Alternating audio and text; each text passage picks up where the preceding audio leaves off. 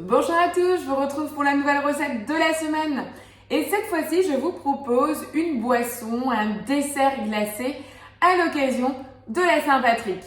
Et oui, la Saint-Patrick, on voit toujours du verre, on pense à la bière. Alors, on a la Guinness qui est hyper connue, mais pas que. Qu'est-ce qu'ils ont d'autre comme boisson qu'on associe toujours à l'Irlande, à la Saint-Patrick? Les Irish Coffee. Et ça, c'est des boissons chaudes. Et bien moi, je vous propose de réaliser un soufflé glacé façon Irish Coffee. Et c'est une recette cookie dough. Bonne nouvelle, elle est réalisable quel que soit le modèle de Thermomix. Allez, ça vous donne envie? C'est parti! Donc on va démarrer la recette en fouettant de la crème fraîche. Alors tout d'abord, on met le fouet. Petit rappel pour ceux qui démarrent. Un bol parfaitement sec, propre, non gras, auquel on va insérer le fouet, jamais plus que la vitesse 4. On va venir mettre 300 g de crème fraîche bien froide. Comme vous le savez, j'utilise soit la crème pro, soit ma crème Alsace-lait, puisqu'elle a déjà 32% de matière grasse, donc vous êtes certaine que ça fonctionne.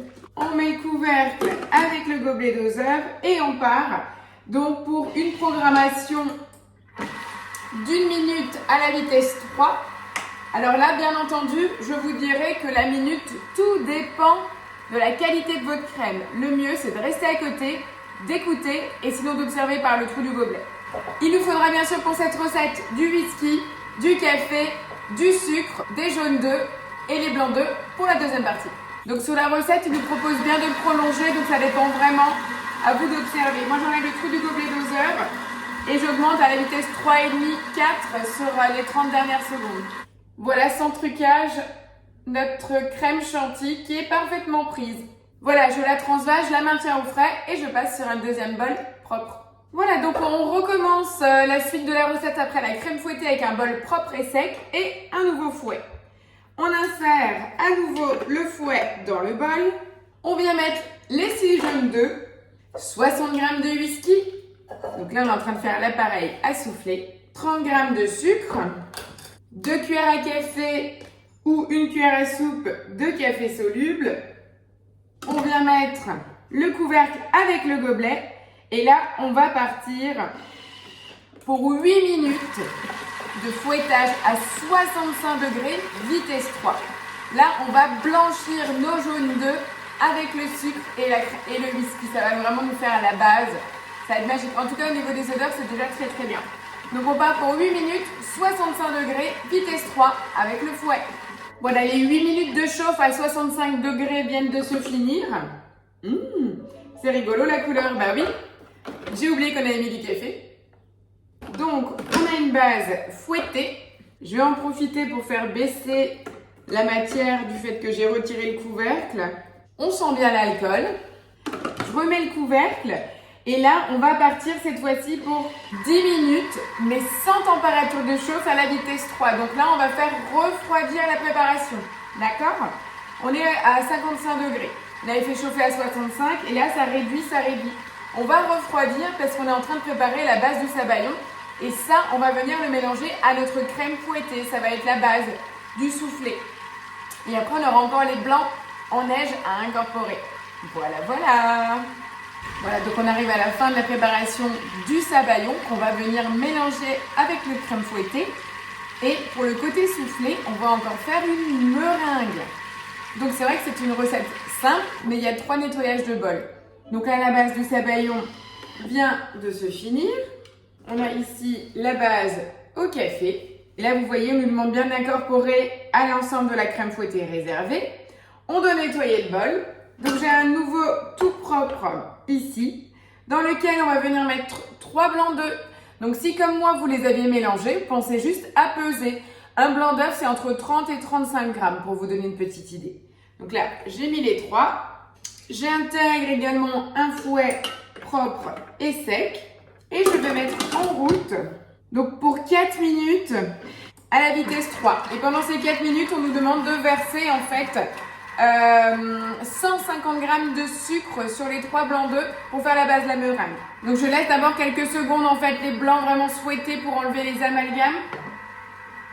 Voilà, on a déjà quelque chose de mousseux, donc là je peux commencer à saupoudrer un peu de sucre pour démarrer.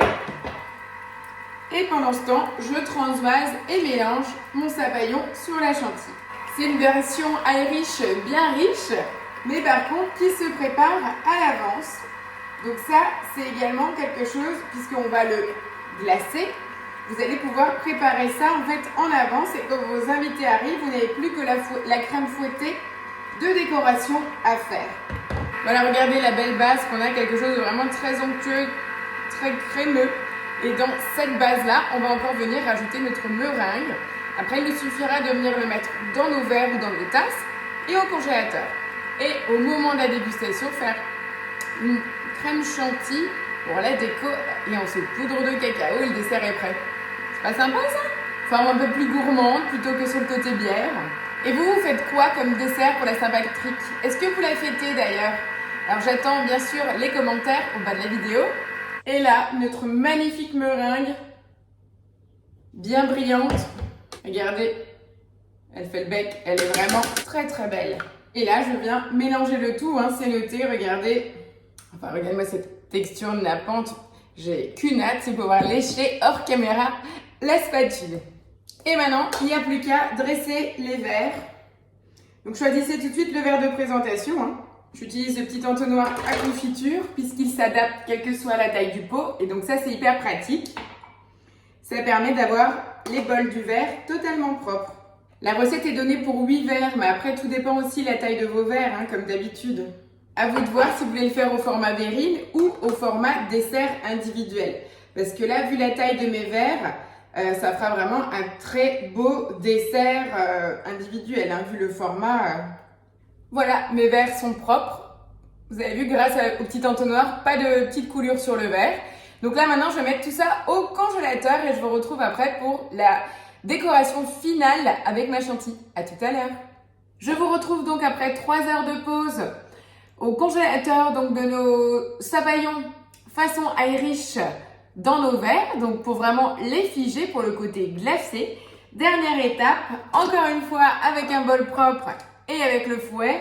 Ça aurait été chaque étape de la recette, mais n'empêche, je pense que la gourmandise en vaut le détour. On va venir donc mettre le fouet, c'est déjà fait, et 200 g de crème fraîche, toujours mon alsacelais préféré.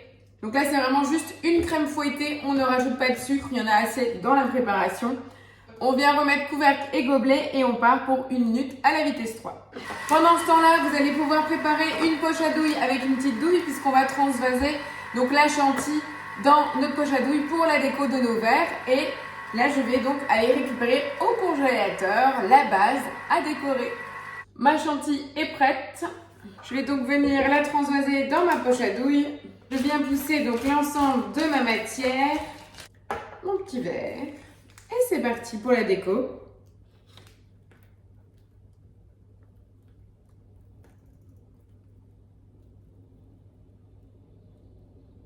Pour la petite touche finale de choco, ma boule à thé dans le bocal à cacao. Et voilà mon Irish Coffee glacé, soufflé. Il n'y a plus qu'à goûter. Alors, elle est pas belle cette idée? Vous pouvez donc anticiper, recevoir vos amis avec quelque chose qui déchire. J'ai plus qu'une hâte, c'est de goûter, mais avant, je vous fais une jolie photo. J'attends avec impatience vos recettes pour la Saint-Patrick. Sur ce, je vous souhaite une très belle Saint-Patrick et à la semaine prochaine. Ciao, ciao!